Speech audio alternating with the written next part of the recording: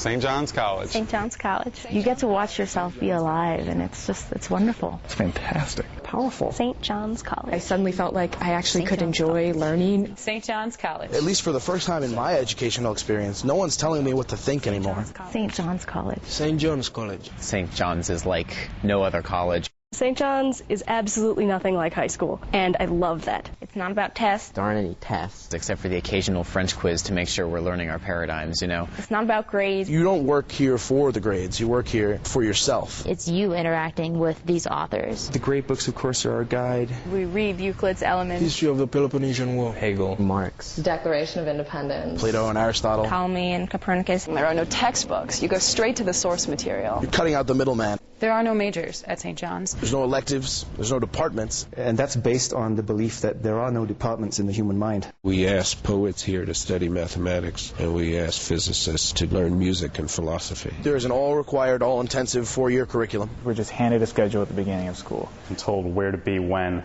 and where to get the books. And one might think, how can a school be liberal if people have no choice? Contrary to the name, St. John's is not a religious or denominational institution. We tell our students for 4 years what they have to study, but we do not tell them what they have to think about anything. I'm learning how to think for myself. It's the empowerment that comes out of being able to think for yourself. The first thing to interest a person is this notion of people sitting around the table. Everything is based on conversation. We all take part and grapple with the texts. An average class size is 14 or 15 students. It takes a certain type of person to really want to approach every text and just devour it and share that with everyone else, and to be able to reciprocally listen to everyone else. It's not going to be easy. This isn't a place to come because you don't like to take tests. It's hard. It's not for everyone. You've got to want it. It's a lot of work, but it's all your work.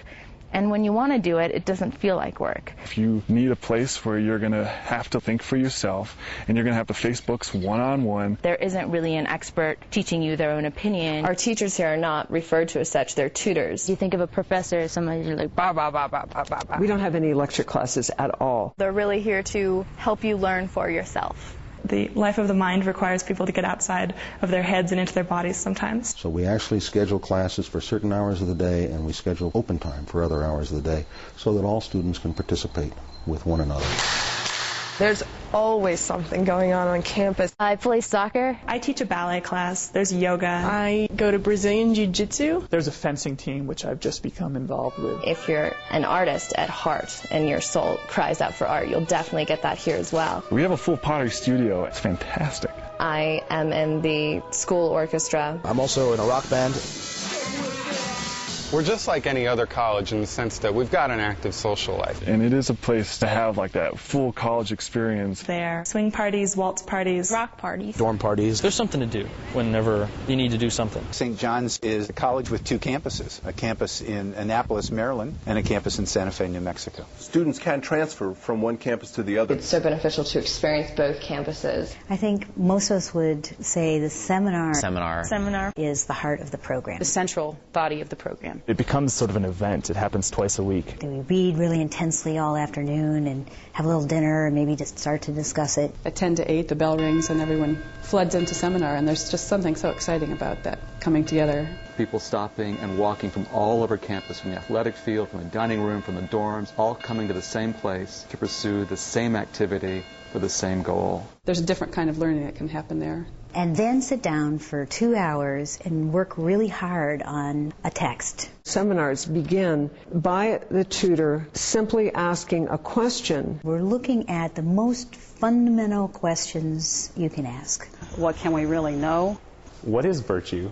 Can virtue be taught? What is truth? What is justice? Can you be pious and wise at the same time? What does it mean to be a human being?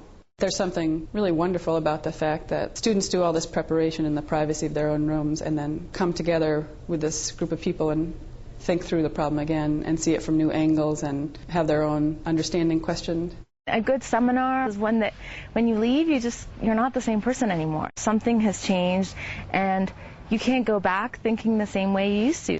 As Aristotle says, there's pleasure in being at work and using all your resources and being human. And I feel like we really work on being human here. And it is the most satisfying, alive feeling. I can't express how much it was a gift to find St. John's. I haven't made a lot of decisions in my life so far, but this was the best decision. Let's begin.